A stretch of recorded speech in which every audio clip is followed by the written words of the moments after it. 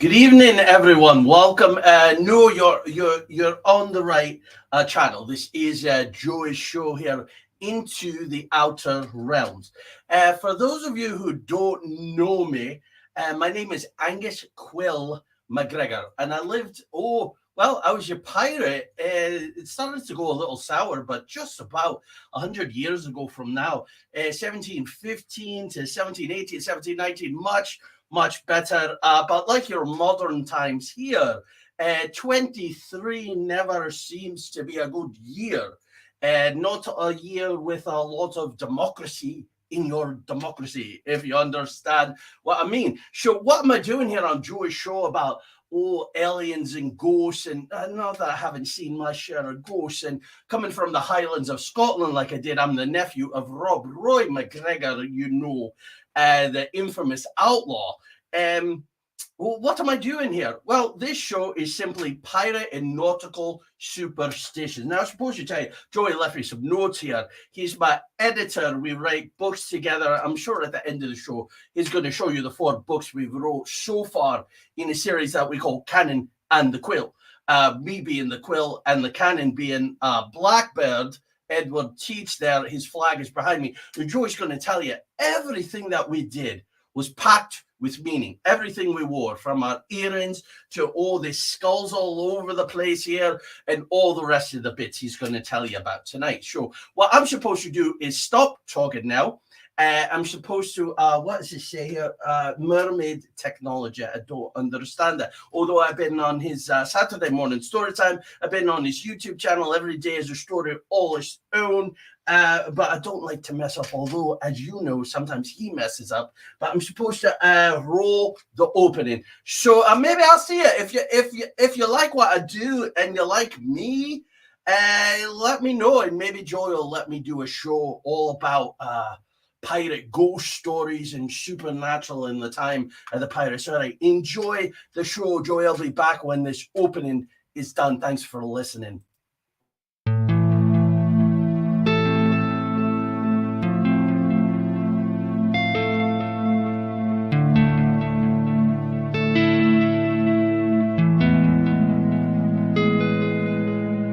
There exists a realm beyond our wildest dreams, a realm beyond reality that the gatekeepers and guardians have always told us consists of nothing but tricks of the eye, weather balloons, swamp gas, sand cranes, fairy tale myths of monsters, crackpot conspiracy theories, and desperate cries for attention. We know this realm exists, and it's just beyond the horizon, the preset path, the well-worn walkways where the cynics want us to stay. Instead, give this a listen. Put on your headphones, adjust your volume, close your eyes, and fasten your mental seatbelts, because the twilight-tinged turnoff from reality's alluring highway is looming just ahead. We're about to leave the plane of the easily explained, the couldn't possibly be's, and the no way I just saw what I saw's, for the spaces and places where everything is possible, and if you stay long enough, even probable. We're about to take a journey into the outer realms.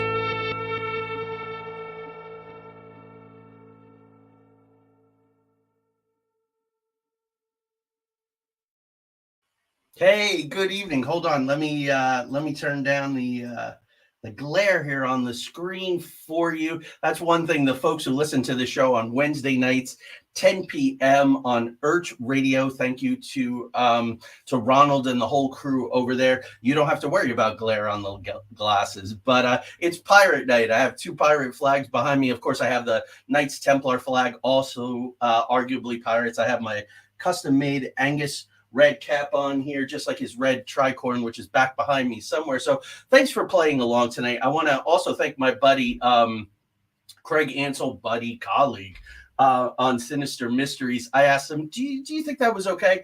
And he pointed out, I think it's totally fine to have a fictional character when you're talking about superstitions. And that's what we're going to talk about tonight, superstitions. Now, these go from the, oh, wow, that makes total sense. I think I'll do that next time I go out on the sea, to, wow, that is really weird. But I've been talking about pirate superstitions and writing about them since 2017 now. So for about 6 years, I find them quite fascinating. Having done some sailing when I was in my 20s, having grown up at the Jersey Shore, I believe Tanya is watching tonight.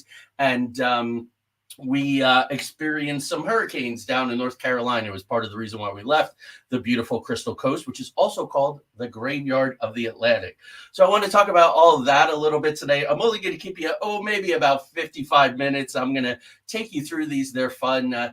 If you did like Angus, there are great pirate superstitions, great pirate stories. I can't pack them all in tonight, excuse me. But will Angus let me his mug for the night? It's going to be hard to type and say hello to everyone like I usually do in the chat room, and also, so I'm just going to do some call outs because it's just me tonight, so I don't really have to worry about guests or anything like that. Hi, Ronald. I was talking about him there. Hi, Mark. Old Vanity Charlie. What a fine curly beard he had until they hung him. Yeah, Charles Vague. Yes, sir. He was one of those cutthroats.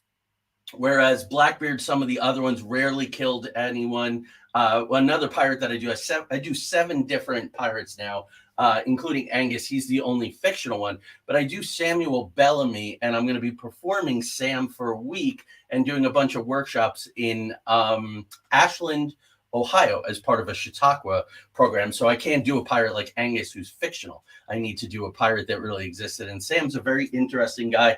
He lends the title to one of the books. I'll show you if there's time at the end of the show. But I guess there'll be a lot of other stuff going on here. I guess I'm the host, so if I don't do it, nobody will. So here we go. So the sea is dangerous. It's unpredictable.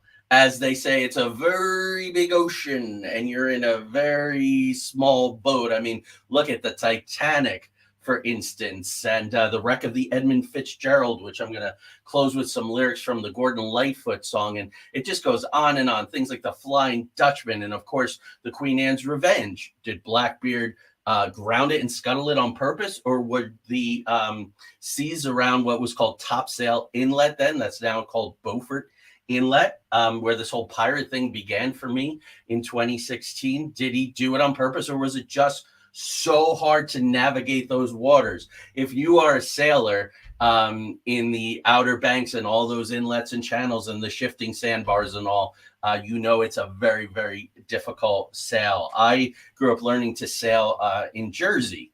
So I want to start with the Breton's Fisherman's Prayer. Oh God, thy sea is so great and my boat is so small. Now, this was given by Admiral Hyman Rickover to all his new sub-captains that were under his command in the United States Navy. He also gave this on a plaque to President John F. Kennedy. So a constant reminder. Now, I had an experience in 1990, 1991 that really made me appreciate the ocean. Although I had grown up there, I got caught in some undertows a few times, playing in the beach or whatnot. But I was on a 26-foot sailboat with a licensed captain. He was a fishing boat captain. He was a very accomplished sailor. And one day we went out for a sail in between work. We were going out for a couple of hours. We were working on a project together, restoring a house. And we got caught in a squall. We made the mistake of not listening to the radio. We didn't know that there was dangerous weather coming. The boat was taking on water. We were all the way over, listing severely, and water just pouring on over. And I remember at one point looking at this captain who was probably about 60 years old at the time and seeing absolute fear in his eyes. And I thought, well, heck, if he's a captain who's been sailing since he was a little kid and licensed and all this bit, and he's afraid, what the heck should I feel? Now, he knew what he was doing, and we worked together, and the squall moved off quickly. And luckily, of course, obviously, we were fine. But I got a great appreciation of all this. Hello, Miss Tanya. And I know your dad's watching too. Hi, welcome. I'm going to talk about an experience that we had together. But The storm of the century, as they call it, was March 1993 in New Jersey. I was lucky enough to be living in a gorgeous 2-story house about a block from the beach. And in my bedroom, there were these windows all the way around, way up high. And I had a cool library ladder. It was one of the neatest places that I've ever lived. And we got a storm. It kind of came out of nowhere. A lot of people were getting snow, but we had immense coastal flooding.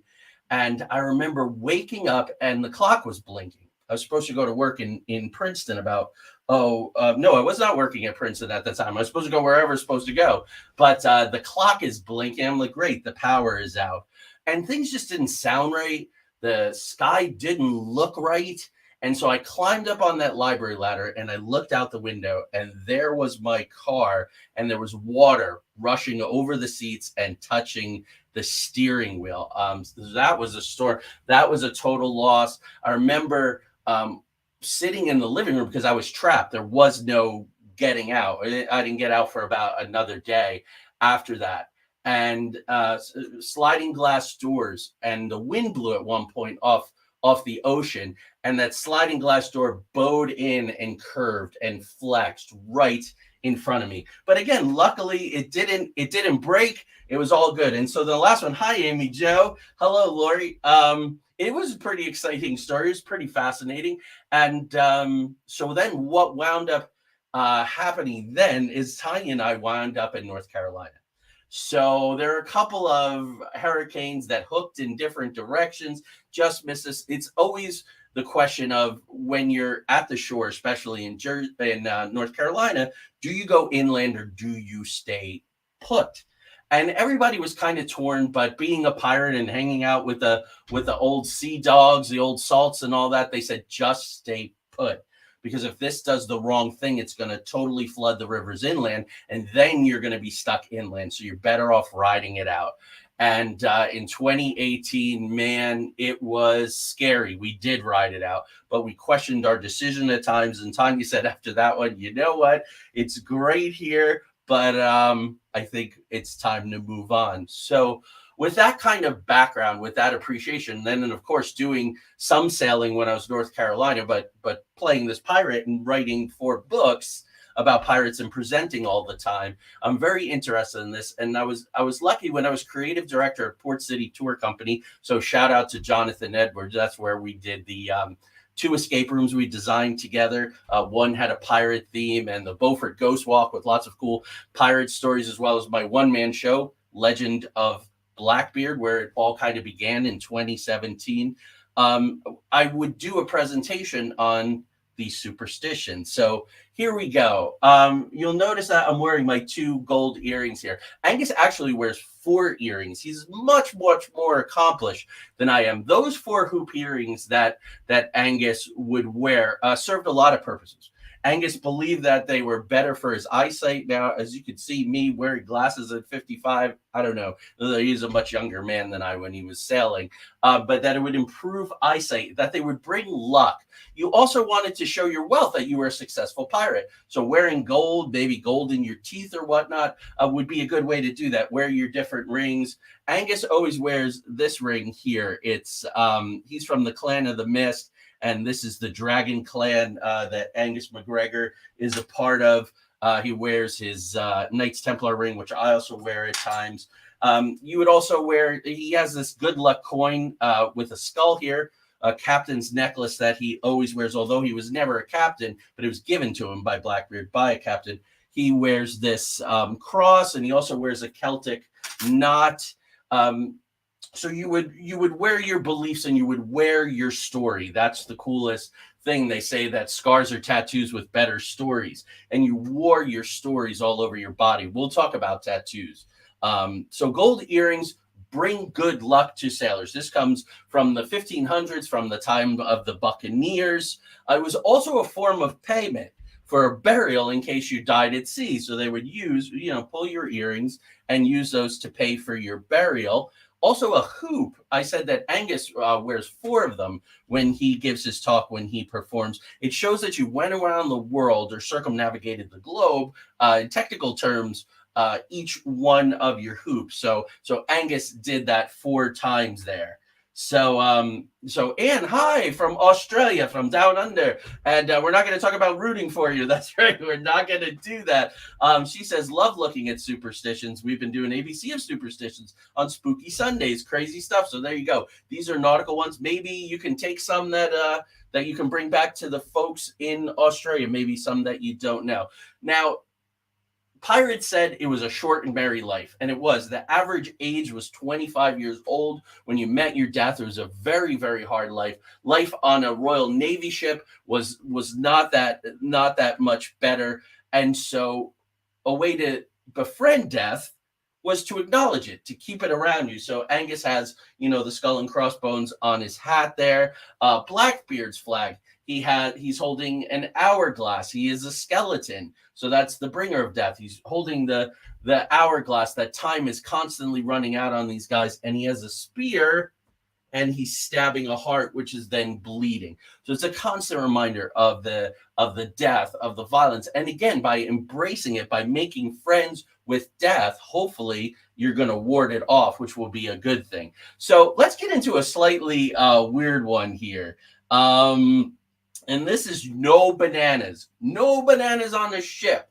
Because when they rot, they make toxic fumes that can make everyone sick. They're also, like in the Harry Belafonte song, right banana, hold the deadly, hide the deadly black tarantula. So bananas, spiders, deadly bites, again, not a good thing. And also a slipping hazard. So you definitely don't want to bring bananas when you go out to sea. Get your potassium somewhere else. Of course, if you keep them well contained, you take care of the peels, and you're only bringing one or two, they're not going to give toxic fumes, and there won't be any spiders hiding in them. So that's a good thing. But that was a big superstition there.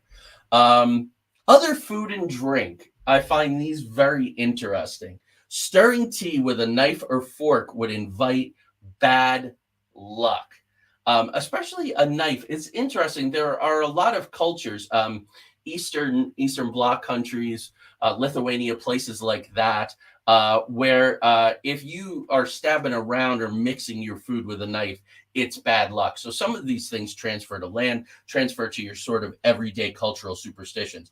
Turning a loaf of bread upside down once it's been cut brought bad luck. So don't do that. That's another one that for some people, for some cultures, some families, that is the thing. It was also bad luck to pass directly a pot of salt to your mate. You were supposed to put it down on the table and let them pick it up.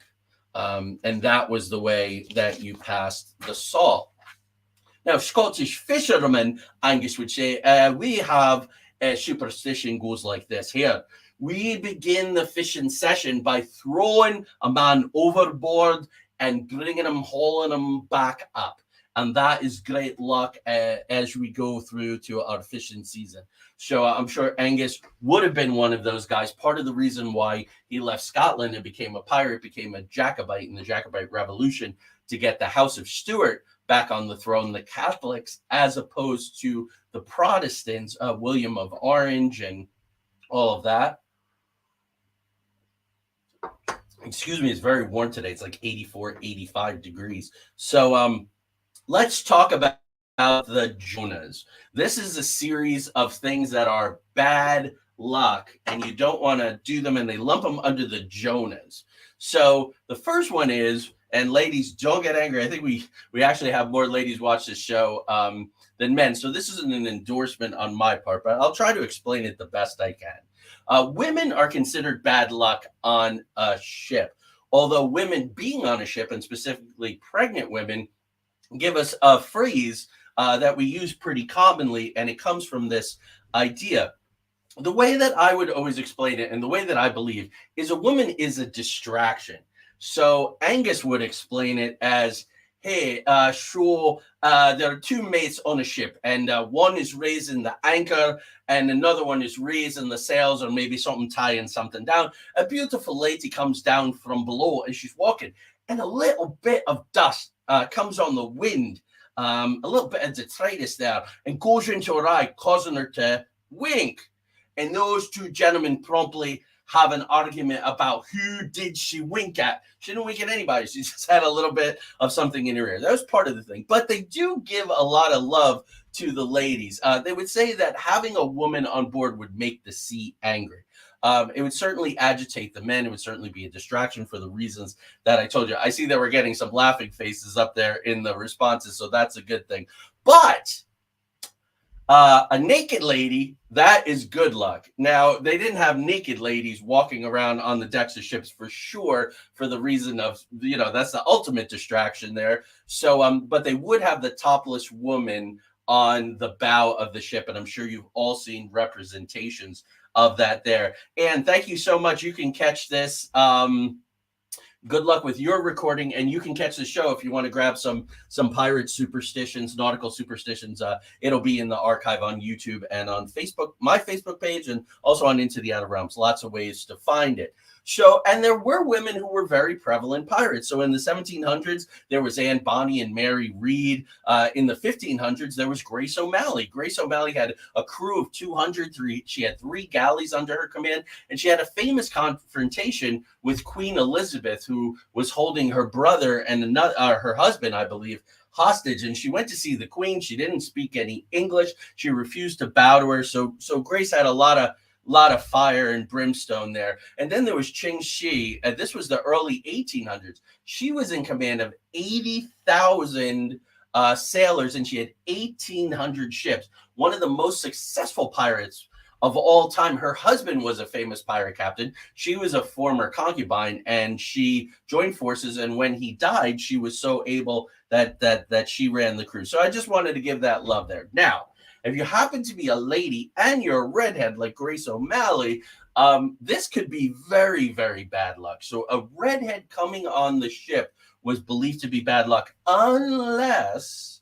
you spoke to them before they spoke to you. So if you're about to go out sailing and up comes a redhead, just say a quick hello, introduce yourself, say something before they can, and you should be fine. It's a very interesting superstition there. Now, another group of people, Jonahs, are clergy, because they are of Jonah's ilk. They preach Jonah's story. Nobody wants a reminder of getting swallowed by a whale or any of those other kinds of things. So that's why that goes on that way. So I mentioned women and pregnant women. So on Royal Navy ships, less frequently, but sometimes on merchant ships, they would, to get some extra money, to get people from place to place, they would transport families. And of course, you would be on the ship for weeks, if not months. So if a woman was pregnant, she might have a baby on the ship. Now, the tradition was to have her birth the babies on the deck. A fairly safe place was between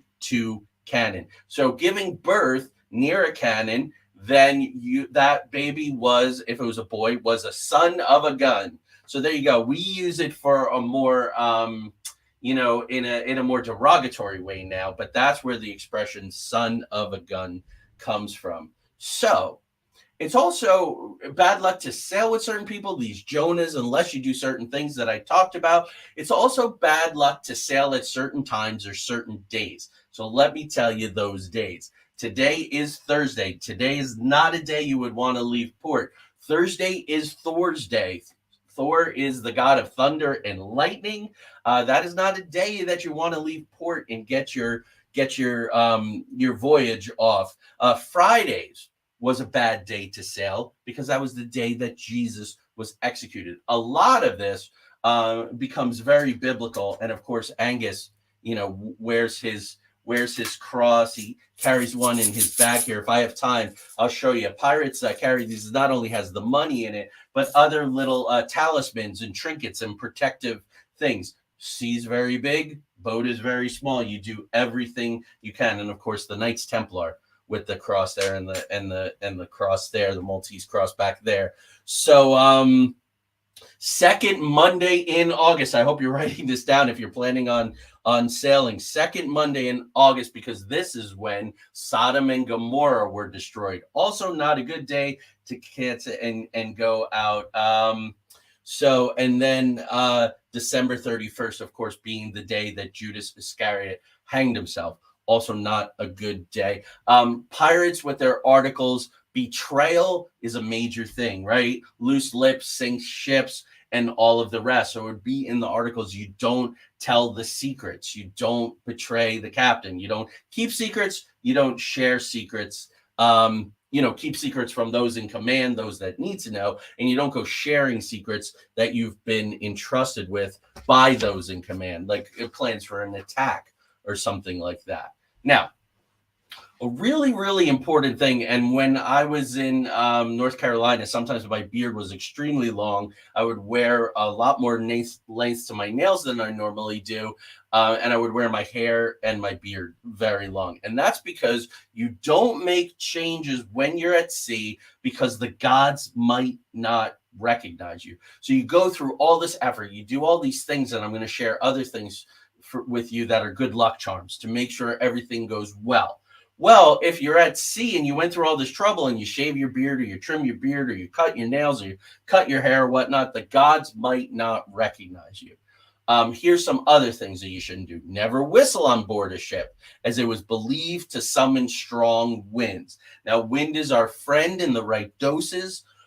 Too much wind killed Samuel Bellamy and his crew of 169 in a northeaster off of Massachusetts in April of 1717. So wind is a funny thing. You need just enough to get you where you're going, coming from the right direction.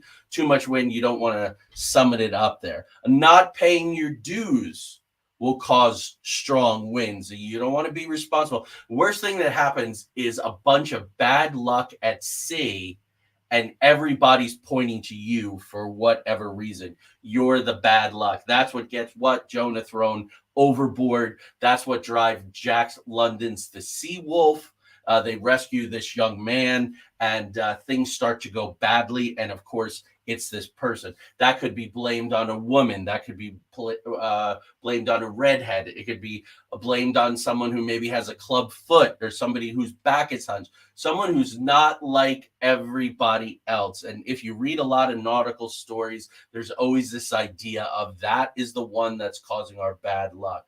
If you whistled, if you didn't pay your dues, you broke other agreements, then it was obviously you. So passing directly salt to a guy who then takes it because he's not thinking and he's hungry could also cause those things.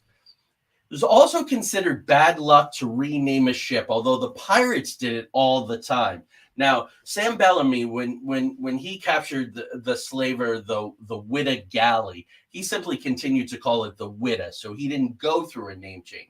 When Blackbeard captured the slave galley La Concorde from the French, he renamed it Queen Anne's Revenge. Now, having a woman's name, and also him talking about the Jacobite rebellion in that way by referencing Queen Anne, one of the daughters, her and Mary was William's wife, all part of the House of Stuart there, and James was taken off the throne, but Mary and Anne stuck with it. So to have a woman's name, Benjamin Hornigold, which is another pirate that I portray, a very successful one, his ship was named the Mary Ann, and Samuel Bellamy inherited that ship. Sam never changed the names of his ships, and yet he died at sea. So that is an interesting thing there, but maybe he would not have lasted as long as he did. So what do you do if you need to change the name of your ship for some reason? You take a piece of paper, you write down the name of the ship on it. You take that piece of paper and you put it in a wooden box. Then you set that wooden box on fire and you burn it down to ashes. Once that is done, you throw the ashes in the sea and you should be fine with your rename. Now, having a woman's name is very good luck in the name of your ship, so that would be terrific. And also, if you have a name that is 7 letters. So I was thinking about pirates that have a ship with 7 letters. There aren't actually that many, but there were some. So Revenge is a good example. That was Stede Bonnet's boat. And Queen Anne's Revenge, you have a 7-letter, and then you also have a woman's name in it. So Queen Anne's Revenge should have been good luck, but Blackbeard wound up scuttling it, and it wound up sinking. So again, I don't know, but these are the superstitions. Ronald mentions a plank. Jessica says, walk the plank right. Ronald says, do not whistle while you work, but you could sing sea chanties. Sea chanties are great because they're rhythmic. They keep everybody working as a team. Like when you're bringing the capstan around, right, to bring up that giant anchor, that anchor could do so much damage. So you have 3 or 4 men that they're on the capstan, they're moving it around. They have to go in rhythm. They have to pay attention. They can't go to sleep. So you sing, way and up she rises, way and up she rises, way and up she rises early in the morning. And that'll keep you in rhythm. And then, hey, we're singing a song anyway, so let's remind everyone about the articles and let's remind them about proper behavior. What do we do with a drunken sailor? What do we do with a drunken sailor? And they do all manner of things to him to remind him. Shave his belly with a rusty razor, put him in bed with the captain's daughter, because when the captain finds that out, it's going to be over. All of these different things that you could do to him, but there was no walking the plank. That is a Hollywood invention. That's basically diving.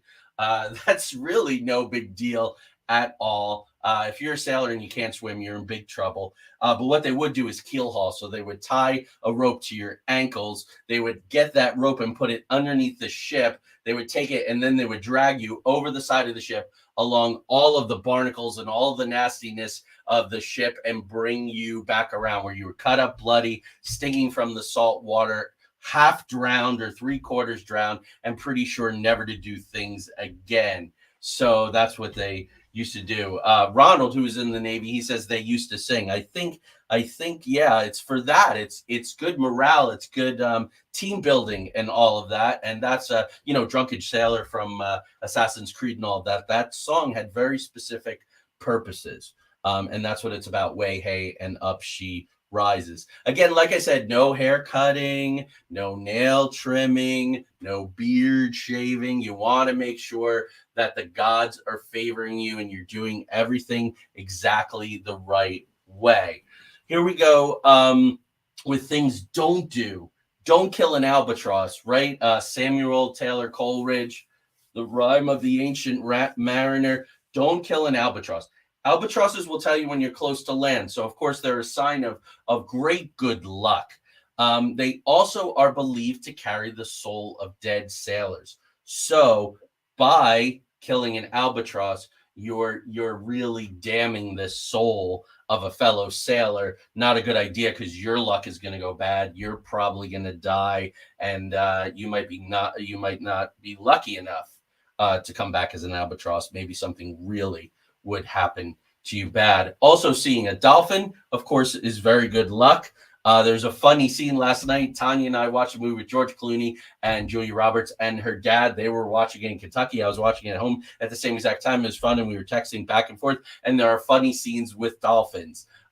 Very, very interesting creatures. The United States Navy, as you know, has trained them to rescue sailors or maybe to deliver weaponry. And of course, what does Dr. Evil say? He wants some sharks with some freaking lasers on their freaking heads. So, but dolphins, if you see a dolphin, it's good luck. Obviously, sharks, not good luck. Angus in his bag here, he has a shark tooth.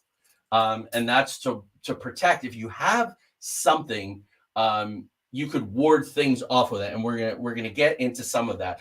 Don't cross your fingers while passing a cemetery on the way to the docks, because that's bad luck. And you certainly don't want to whistle, and you certainly don't want to be said hello to by a redhead, and you don't want it to be a Thursday. You are just go home or swim to where you're going or take a different boat if those things happen. But if you're if you're passing a cemetery on the way to the boat, to the dock, do not cross your fingers. Now, my good friend Sam is a very avid sailor, and he's doing all great things now. He's sitting on boards in Vermont and Washington, D.C., and in San Diego, California. Great opportunities for kids, and very avid sailor, sails on the weekends, 24, 26-foot sailboats. And I said to Sam, do you know of any of these things, and do you know some other things? And he wasn't aware of a lot of them, because he said, we sail on a lake in a 24-foot foot boat. But he did say that you always step with your right foot to bring good luck. So that's the one that everybody does. You learn it. It's something you do. You grab that rope, you put your right foot on there, and you get on that ship. So some things that you don't ever want to say for obvious reasons. You don't want to say drowned on a ship. You don't want to say goodbye, and you don't want to say good luck. Right in the theater, we say step in murd or break a leg. You're not supposed to say good luck when you're in the theater. So it's interesting how these things, somewhat psychological. You don't want to get the gods paying attention. Go, oh, good luck, and the gods go, yeah, that's for us to decide, not for you. So let's talk about tattoos. That's the one thing. I do have the pierced ears, but I never have gotten tattoos for a couple of different reasons. But tattoos, of course, are synonymous with sailors. So let's go through some of them, some that possibly you're not aware of and some you probably are aware of. I'll be curious if Ronald knows any of these here. Have a rooster or a pig tattooed on your foot. A rooster or a pig tattooed on your foot. Why? Because when you transport pigs and roosters, they're in a wooden crate. And when everything goes overboard, those crates float and they make it to shore. So you want to have that as a talisman. You want to draw on that the same way that shamans and other spiritual people have their totem animals. You're going to tattoo it right on your body. It's imprinted right there. I'm very, very serious about having that protection element. The North Star, otherwise known as the nautical star or the compass rose. Sailor believed that if they had that tattooed on them, that they would always find their way home. Again, you're imprinting, you're putting it as part of your body, part of your flesh, and part of your blood, this compass that is always going to be with you. So a really prepared sailor is going to have probably a rooster on one foot, a pig on the other foot, and he's going to have that nautical star. And he's probably also going to have a tattoo, an anchor. That's the one we always grew up with. Everybody in the Navy always had the anchor. And that's to prevent a sailor from floating away should he fall overboard. Another thing that you can do is you can wear a St. Christopher's medal. That is for safe travel and protection. So not enough just to call upon the saint, but actually wear the talisman, actually wear that thing. Angus actually wears 4 or 5 necklaces. He tries to stay well protected and honor, not only his heritage, but honor the captains that he sails for. Of course, honor the Catholic faith and God and the Blessed Mother and all of that. And there's a couple of other necklaces sometimes too. Black cats. Let's talk about black cats. Under nautical superstitions. Now, on land, if a black cat crosses your path, this is bad luck. But here, when we're talking about nautical superstitions, actually black cats on board are good luck. Any cats on board are good luck. And most sailing ships in the great age of sail had cats on them. Why? Because they're great mousers and they get rid of rats. Rats carrying disease. You don't want that, chewing things up, chewing ropes, disgusting, doing their thing all over. So black cats. I just want to take a moment here. Lori says that she has a North Star tattoo in memory of her dad, who was a sailor. So there you go. That is absolutely cool. A friend and contributor of the show, Lori. That is amazing. I love that. And I'm not going to say, hey, maybe I could see your tattoo sometime. But it's great to know that she has it. Now, black cats too, and all cats. I have the black cat back behind on the shelf, back behind Blackbeard there, the Egyptian cat. They were considered to be sacred animals. And so, of course, they brought good luck and they brought protection and they warded off evil spirits. So that's a big part of all of that too. So we're moving right along here. They think that black cats as a positive thing to have on board was during the age of sail when ships would carry the cats to control the rat population. Like I said, so sometimes, oftentimes, it's the very practical things. I don't want to steer too much into the religious discussion here, but there are a lot of things in the Bible, certain things you don't do, like don't eat meat on Friday. Why? Because you bought it at the market on Monday, and if you haven't eaten it by Friday, you shouldn't eat it because it's probably rotten. So there's a lot of those practical things. There's a thing about the mold in the house and tear it down.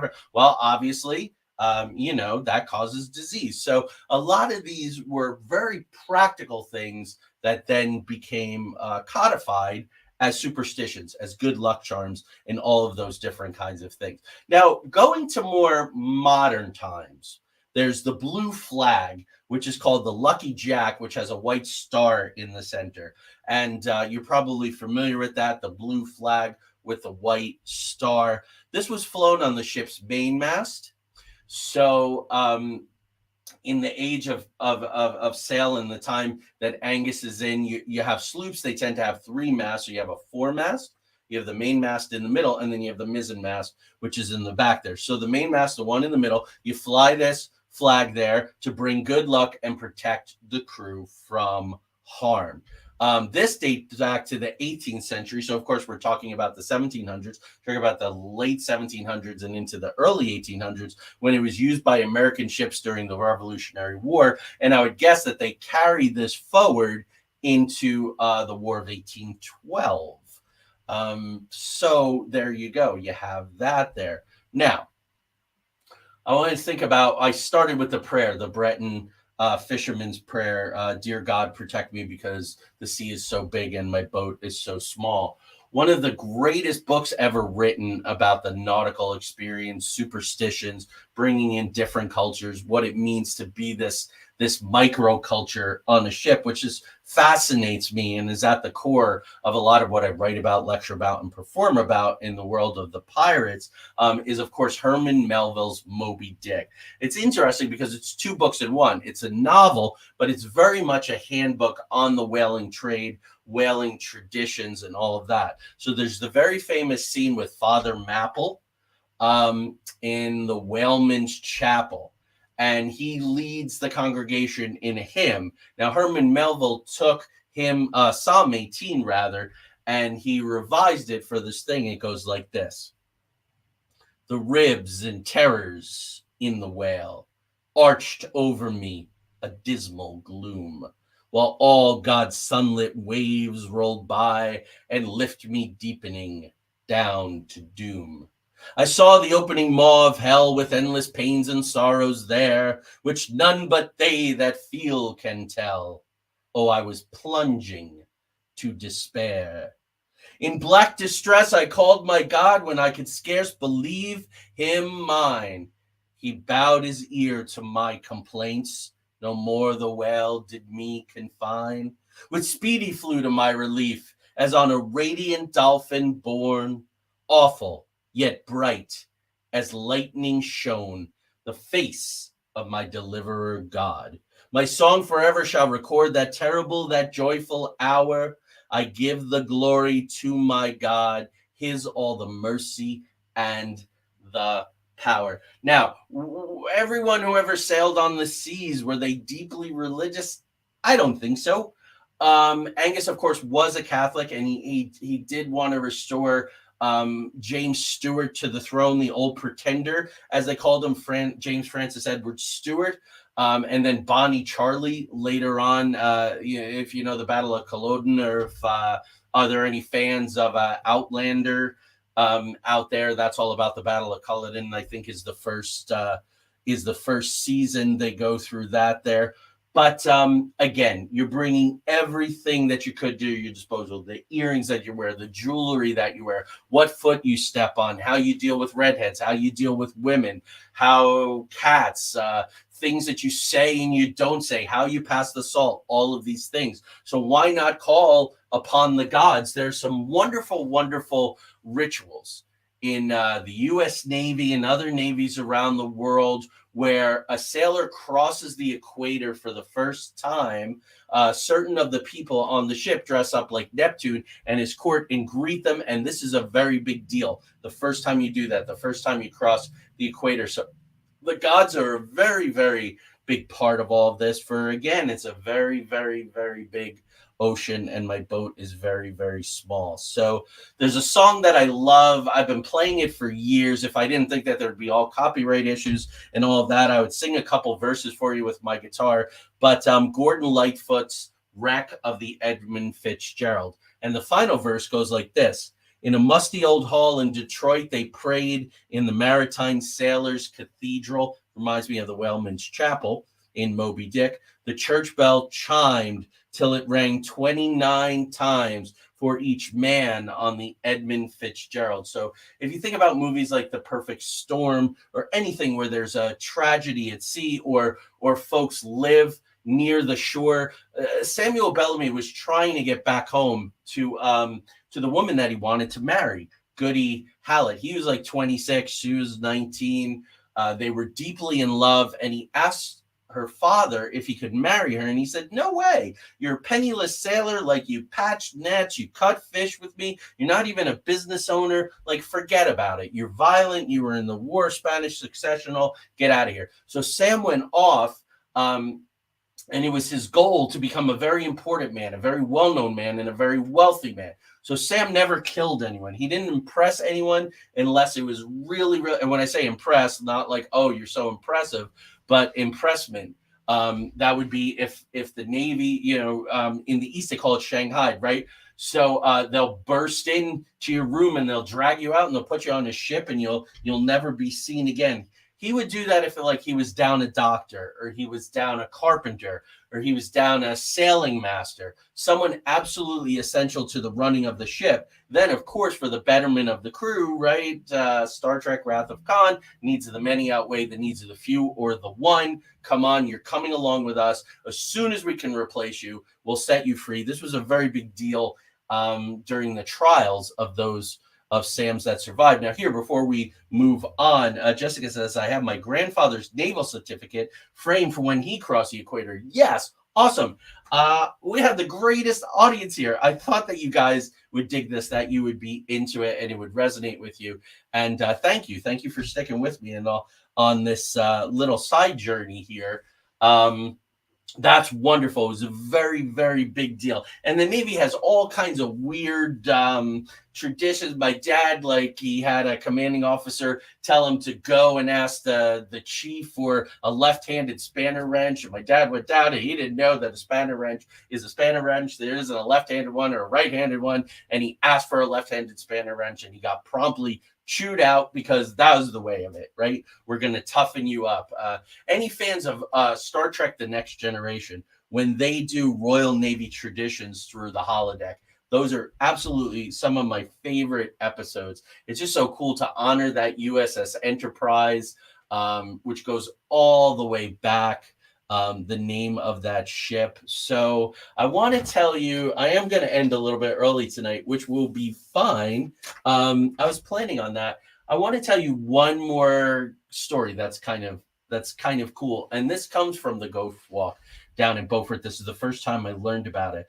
And on Shackleford Banks, there was a town. This was right around 1900 or so. And it was called Diamond City. And it was a town of whalers, and it was very inhospitable. They were there on Shackleford Banks, inhospitable, at the mercy of the winds and the seas and all that. Tough way to make a life. But every day the whalers would go out and they would do their whaling to make their living. And so one day, a barrel washed up after a storm, and there was a young blonde-haired girl in it, and they called her the Wreck Girl, or Porpoise Sal. If you look this up, you might see her as Porpoise Sal or the Wreck Girl. Well, Porpoise Sal was very immediately popular in the town. The children loved her, and she would teach them things, and she became friends with all the women, and the women taught her, and she's taught them. But every single morning, when the whalers got in their boats to go out and whale, she would yell, "Stop, stop, the killing must stop." But of course, whalers must whale. That is how they make their living. And so they did not heed her. And so a giant storm blew up and washed Diamond City away. Those are who survived. took what they had and they went inland. They went to a place called Morehead City. And there is a place in Morehead City to this day. Any of my friends from North Carolina, from the Crystal Coast, who might be watching the show, know this story. Is called the Promised Land. And that's where they rebuilt their life. But it's a very interesting story of Porpoise Sal, the strange woman who washes up on shore. It recalls mermaids. It selkies and kelpies and all those kinds of things, people that turn into horses, people that turn into seals, lure other people into the water, all these different kinds of things. Of course, mermaids and more mermen, which are not as jolly and wonderful and joyful as Disney's Little Mermaid will. It's a complex lot there. So anyway, that's it. We're going to end a little early tonight. I don't know what to tell you. It's hot in the studio. The fan's running, and I gave you a lot of information tonight. So I want to plug what's coming up. Craig Ansel, my esteemed colleague, will be with me for the next 2 weeks, because then you won't see him again for a month, just the way scheduling and all works out. We're going to do the prison industrial complex, the rise of the prison industrial complex in this country as part of our Sinister Mysteries. The week after, we're going to do a really kind of cool Sinister Mystery. Who knows? I've been researching this for decades, and it is, did Paul McCartney die in a car crash? And was he replaced by a man named William Campbell? And more interestingly, even, are there encoded messages on the Beatles albums? Are there encoded messages in backwards lyrics, or the lyrics at Glass Onion? For instance, the song Glass Onion is a coffin. So there's all kinds of really interesting things. Who knows if it was a DJ hoax or if there's some truth to it. You know, Paul looked different. He sounded different. The songs were different. Paul had a very serious girlfriend. William Campbell had been dating Linda, who became Linda McCartney. It's all kinds of interesting things. So join us in a couple weeks. Julie, thank you. Julie says, fun show. I certainly had fun. Thank you for indulging Angus in the beginning. I don't think anybody left screaming, going, what the heck is this? We don't even know what this guy is doing. Thanks to everyone who's saying good show. I deeply appreciate it. Thank you, Lori, especially. Last week, there wasn't a show, you know that, but there technically was a show less than 48 hours later. I was asked to speak to Truth Seekers, Johannesburg, or Truth Seekers South Africa, as they're now called. That is on YouTube. It's on the Into the Outer Realms. It ran about an hour and 47 minutes. We covered a lot of ground, really talked about, sinister mysteries and comparing notes between the two countries and all that. Talked about Tanya and I's missing time / abduction contactee experience. Talked about the spiritual connections between ufology and spirituality, and it's doing very well. So if you've watched it, thank you. If you haven't, check it out. It's a different crowd. They ask great questions. It's yet another country now that we have a presence in. It was wonderful to see Anne from Australia, a friend of the show. We've been on their show. She and Renata have been on our show, so it's cool. It's been a good journey. So this was 157 tonight. So everyone, take care. If it's in the mid 80s for you, I hope you're keeping cool. I'm gonna have the fan blasting tonight. Too soon to put it in the air conditioners, because Monday it's gonna be 47 and Tuesday it's supposed to snow. So that's East Ohio for you. I guess we need some superstitions and rituals here to keep everything going. So thank you all. I appreciate it. Have a great night. I'll talk to you soon. Bye-bye.